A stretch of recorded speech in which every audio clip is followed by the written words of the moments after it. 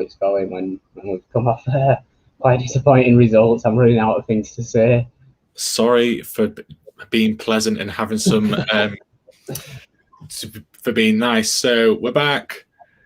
Leeds are yet to return a win in the column, but one thing that has returned is poor punditry from so-called experts, but we'll get onto that later on when we're talking about that certain person. So obviously yesterday it was Leeds United versus West Ham United, Calvin Phillips versus Declan Rice, and West Ham came out on top with a 2-1 victory. Kieran, it's now been 23 hours since the final whistle has blown. What are your thoughts and feelings? Yeah, it's just that thing of, to be honest, I wasn't expecting a result against West Ham.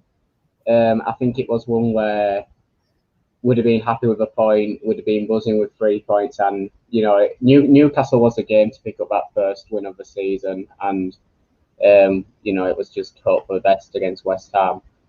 So it wouldn't have been as frustrating, but the problem is taking the lead, and we know that ever since that first season in the Championship under Bielsa, we've barely lost points from winning positions. We don't really lose games from winning positions, and we don't tend to drop points from winning positions either. But the last 2 games, we've dropped 2 points against Newcastle, drawing from a goal up there, and we've lost against West Ham from a goal up as well. It's just it's annoying to see a habit creep into the squad that hasn't existed for the last few seasons, and I just hope that it doesn't continue to be a problem. No, you say it's a habit that you hope it doesn't carry on, but a bit of a habit is continual chances, and it's been the same since Bielsa's come here. Lots of chances, but only ever one goal going. Only one time the ball goes in the net to give us that one goal, and we struggled to get that second goal, and then that third one. And yesterday, yes, West Ham started the better, really, didn't they? In the first 15 minutes or 10 minutes or so, Meslier made some great saves to keep us in the game, but would you say we were the stronger team and we should have got 2 goals by half time? Yeah, for the majority of the first half, aside from that first 15 minutes, Leeds were on top, and I think Rafinha hits the post from just outside the box a couple of minutes after his first goal, and I think there's that quick chance as well, isn't there? You just really need one of those to land, because I feel like at 2-0 up, there's very little fear that we throw away that position. Like, we don't usually throw away positions from 1 goal up, so from 2 goals up. So it was the same against Newcastle as well. We had those chances pretty much immediately after we'd scored, and they would have probably killed the game off. Like, at 2-0, yeah, it seems weird to say 2-0 kills the game off, but it does really. So it's a bit of the same thing repeating itself. We should have gone into half time 2-0 up. We've only gone in 1-0 up, and we've been punished for it. West Ham able to stage that second half comeback. Yeah, so we're across Facebook, YouTube, and Twitter. So if you do have a comment, please do get in touch with us. Thoughts on Rodrigo? He seemed to have turned a corner. What did you think of him? He's finally been unleashed at number 9, up top by himself. Did you like that? Yeah, he's a very smart, very creative player. He's, some of his touches, some of his passages of play, just I feel like he is maybe a little bit more dynamic of a striker than Bamford is. That's not anything against Bamford. Bamford's an extremely effective striker as well. He's pressing from the front. But it hasn't quite happened for Bamford this season yet, and now he's taken a bit of an injury. So it's a massive shame. It's a massive miss, but it gives us a chance to see Rodrigo in the number 9, and I think there was a lot good about his performance against West Ham, and the only thing missing from it was maybe to impact the score sheet. So yeah, hopefully in this run of games he gets at striker, he'll get on the score sheet a bit to couple up with his lovely passage of play and give Bielsa something to think about, and give Bamford a reason to get his shooting boots back on. Yeah, he does need his shooting boots back on. Everybody needs their shooting boots on, bar Rafinha, really. For all the talk about injuries, and you look at the starting 11 yesterday, Leeds have always had a thin squad, but apart from Shackleton and Creswell, it is pretty much as you'd want it, correct? 50-50 with Rigo on Bamford, depending on your persuasion. So we'll talk about the two kids, Shackleton and Creswell. Both had excellent games. I think Creswell really put his hand up against Fulham, and we'll talk about Fulham in 10 minutes or so, maybe even sooner, who knows. And he did well. Antonio, he's a good striker. He's a good Premier League striker. Obviously, he's nowhere as up as a Lukaku or anyone like that, but he's experienced. He's been around. He's West Ham's top goal scorer in the Premier League, and Creswell did a lot better than people thought he would. Correct? Yeah. Well, it was one of those. I think a lot of fans were calling for Creswell to get given a run out, especially with the injuries. But I mean, my opinion on it was obviously that it's Bielsa who decides whether he's ready or not, and I'll trust Bielsa's decision. So, for me, I had pretty much no expectations. I know he's an extremely good defender for the under-23s, but I didn't know how that would translate into senior football just yet. So I thought he'd either be brilliant or he'd look out of place. But he hasn't looked out of place at all. I'm not sure he's doing enough to kind of influence a change in the pecking order when everyone's back fit. But he has been extremely solid for a teenager playing senior football in the cup game against Fulham, a good championship side, slightly rotated in that game, but I think maybe halfway to full strength. And then in the Premier League against West Ham as well, I thought he dealt with Antonio really well, which isn't an easy job. Obviously, Antonio did manage to get on the score sheet eventually, annoyingly at the end of the game, but for most of the game, Antonio really struggled with Creswell. I thought Antonio actually looked quite frustrated at times with how difficult it was finding that battle. And as a young lad at 19 years old, causing a striker of the quality of Antonio to get frustrated, it shows, that there's a talented player in Charlie Creswell for sure. Yeah, so everybody's back. He's probably he'll be fifth choice. And we know Bielsa likes to keep two for every kind of position. So we have Koch, Llorente, Struijk, and then I think those three will stay next season. But next season, do you see Cooper? Are you wanting Cooper to move on to pastures new and Creswell take that fourth place? Or would you like to would you keep Cooper, keep the four CBs as they are, and give Creswell a season in the Championship alone or something like that? That's a difficult one, because I'm secretly rooting for Cooper to make a testimonial. He was the captain that led us back to the Premier League. We haven't had a player stay for 10 years. I'm not criticising Cooper. I'm just saying to evolve and move on. Is it time we move past? Liam Cooper?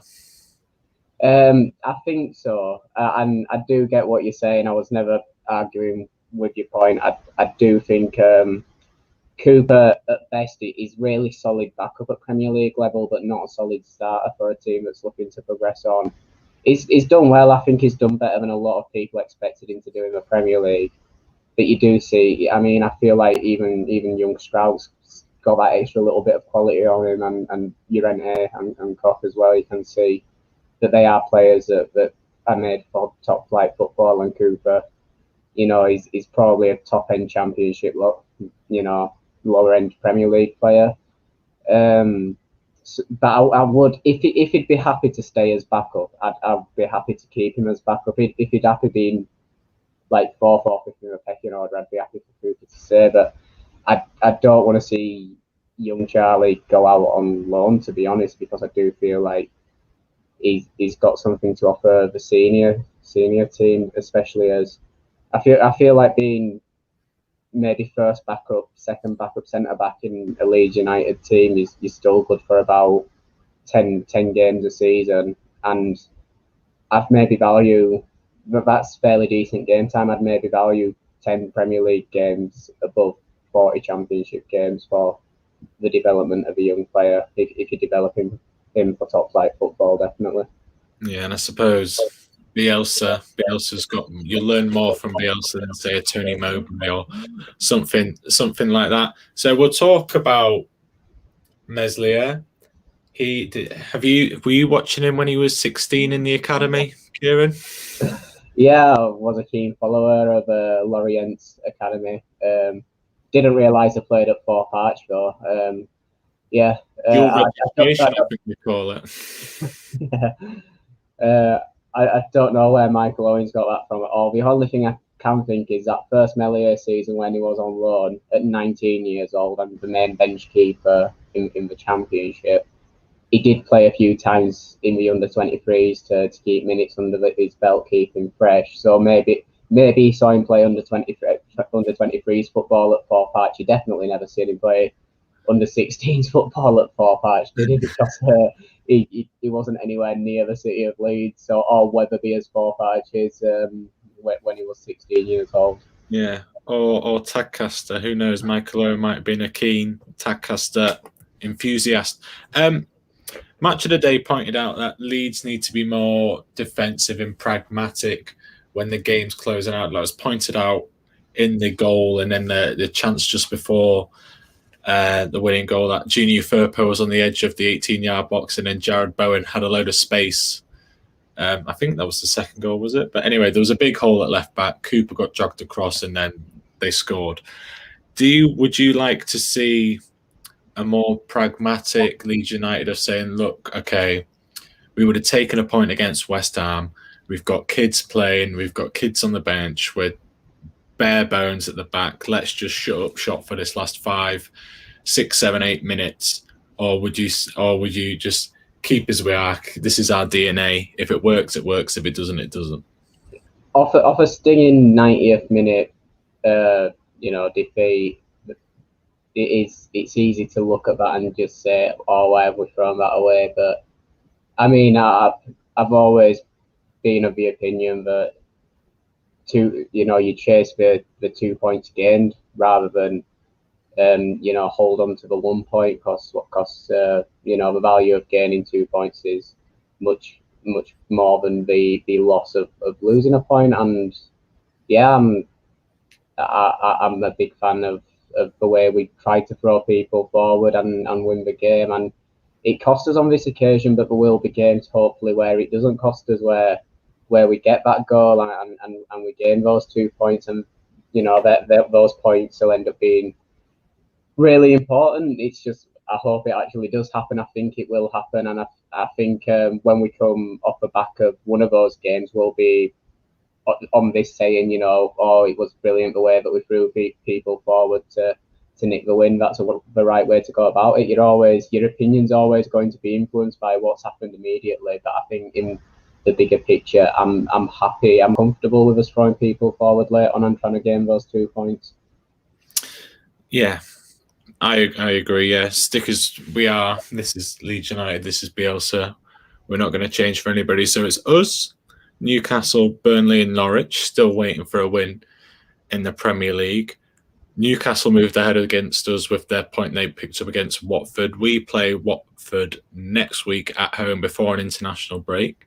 That game was a bit of the game yesterday between Newcastle and Watford. It was maybe a bit of a dress rehearsal of what we're going to do. It's a bit of a basketball game there, a lot of chances. Steve Bruce saying his side should have scored 5, which is worrying because we could have scored. That's the type of team we are, saying that we could score 5 against a team, and we don't. What do you think is going to... Watford have already won twice this year.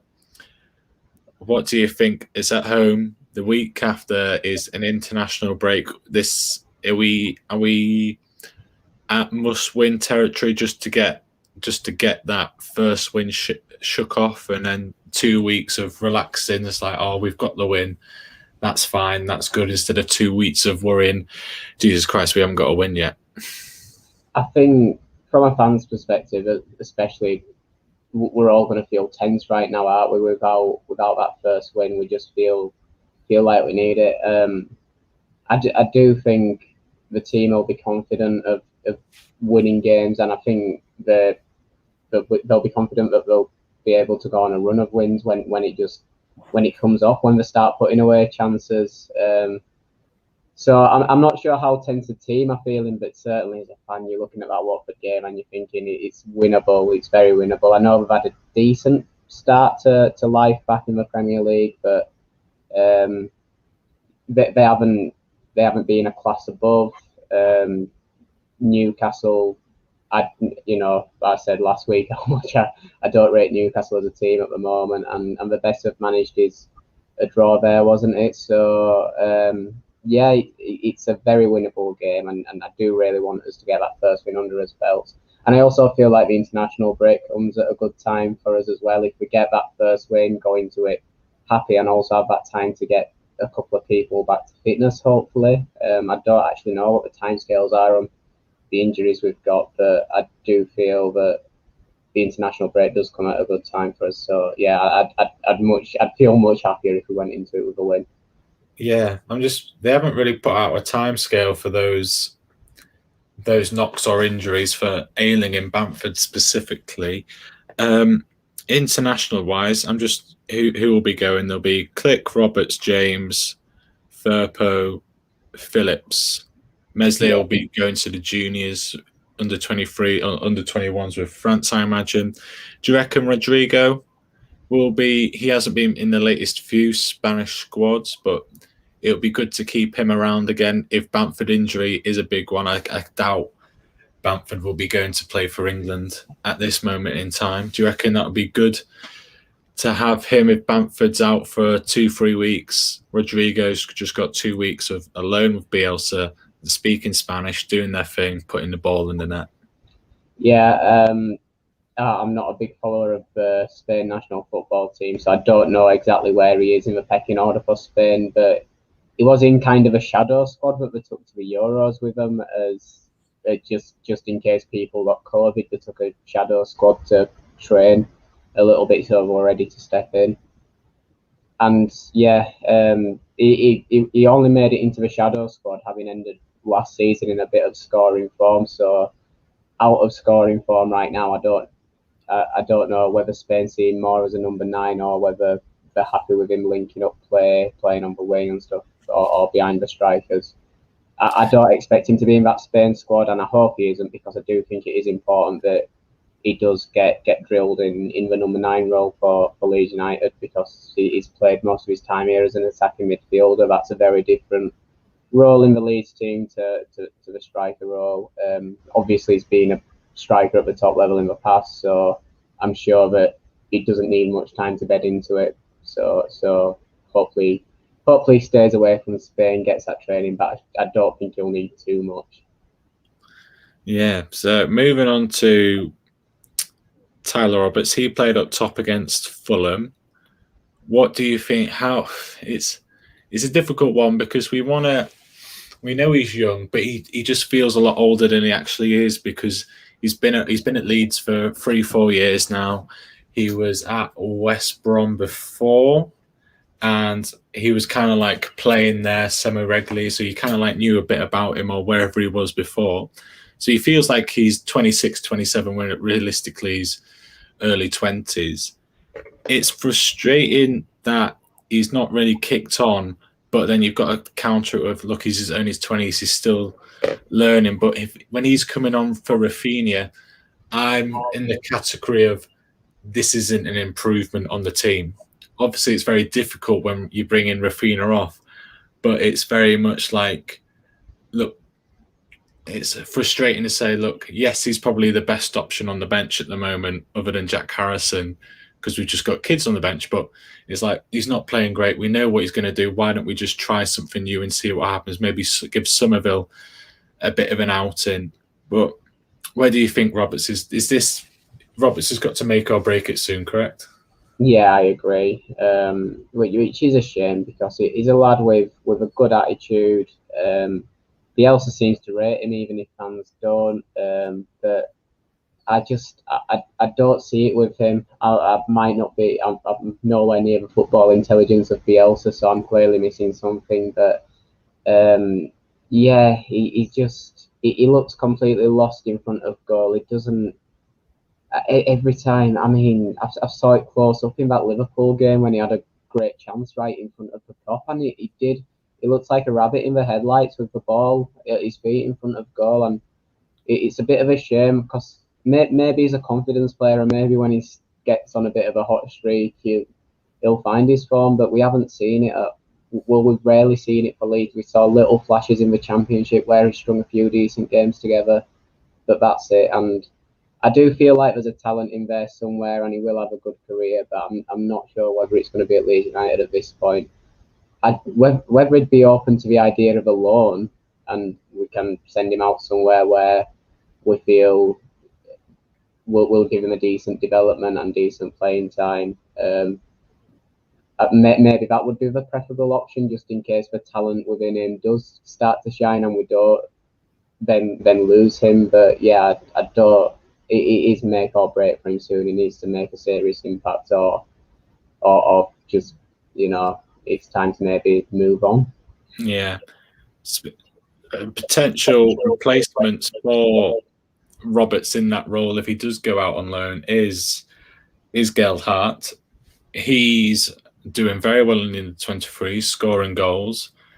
Had a good penalty against Fulham. Came on the pitch and got last 20 minutes there. McKinstry also came on and got 15 minutes. Forshaw got 35, so he's slowly coming back. It was good that Gail Hart and McKinstry got a penalty to see what could just test the nerve out. But we all wanted Forshaw to score that penalty, didn't we? Yeah, of course. I mean, just after everything you have to go through as a player, the extremely extended injury layoff, it'd have been a nice moment for him to close out the shootout. It'd also made much easier viewing for us all, rather than having to watch the kids step up for sudden death. I was nervous for the young ones, but they pulled it off, and well done to them. It was a disappointing penalty, to be honest, for a player of his experience and his ability. It wasn't a good pen, but he's had a long time out. He's just finding his feet again, and I'm hoping we saw little flashes. I thought it was good against Alexandra, which isn't a ringing endorsement because it's Alexandra, but I don't see him making a massive mark in the Premier League. I know once again it's someone Bielsa rates extremely highly, but I do see him as a good backup option if he does find his feet, and I really do. I hope to see him get more minutes, get back to fitness, and that's a good positive about having a run in the cup for once. We can give him some minutes without it being in league games. So I'd expect him to be involved in Arsenal. Obviously, that's a bit of a way down the road, and that'll be a good little test for him. Yeah, so we'll just talk about Fulham as a whole. 0-0 after 90 minutes, won 6-5 on penalties. A pretty strong 11. Bielsa put out a good mix between youth and experience. Phillips playing at centre half, and then at that point I was kind of thinking, well, it'll be Phillips and Cooper at the weekend, but Cresswell did well against Fulham, so I think that might be. Bielsa kind of said in the press conference of, I've took his message and I've read it and I will put him in the team, something to that sort of effect anyway. As the Fulham game as a whole, what did you think of it? I thought it was quite a fun game to watch in the first half. Both sides had a fair few chances, and then I thought it fell a little bit flat in the second half. I'd say if either team deserved to nick it, then maybe Fulham had a couple more clear-cut chances than us. Yeah, they had 6 shots on target to our 3. Yeah, there you go then. So maybe Fulham would deserve to nick it, but I thought a draw was a relatively fair result. And I do feel like the balance of the team between senior players and under-23s players was pretty much spot on. I think I do like to see a bit of rotation in the cup, a few lads getting minutes and a few key players rested. But sometimes Bielsa's really, he's chosen to pretty much rest the full team, especially in the League Cup. I mean, the FA Cup as well. So it was always a bit disappointing to go out early. So it's nice to have a little bit of a run to have got more minutes into more players. And yeah, I'd like to see that kind of balance going forward in the cup as well against Arsenal. I'm sure Arsenal will also rotate a little bit. So I'd imagine both teams at like half of full strength, which I feel like we can give them a game at that. And yeah, the Fulham game, I think it was a relatively fair result. Yeah. So Arsenal away, it is annoying when, especially in the League Cup, when it is away, but you do get more of a ticket allocation, so more fans will be able to go down. I quite fancy us against Arsenal, but I also, Bob, I don't know how relevant this is, but Bob Mortimer calls Arsenal's hot dogs the worst sausage he's ever had at a football ground, or I assume in general. So avoid the hot dogs if you go down. To Arsenal, one thing I forgot to mention, we forgot to ask you earlier, was the Watford prediction. We're just wrapping up now. What's your prediction for the Watford game? I'm going to play it safe with a 1-0 draw, and then I shouldn't be too disappointed if it doesn't pan out, if I'm only expecting a draw, but secretly I'm hoping for a win. 1-0 draw. I think it'd be 2-0. I'm predicting a 2-0. Strike will be back. It'll just be that defensive certainty I think we need. And I'm quite optimistic that we'll get a 2-0 win before we have a break for internationals. Right, that's it from me. Kieran, have you got anything else you want to add? No, not today. Not today. All good.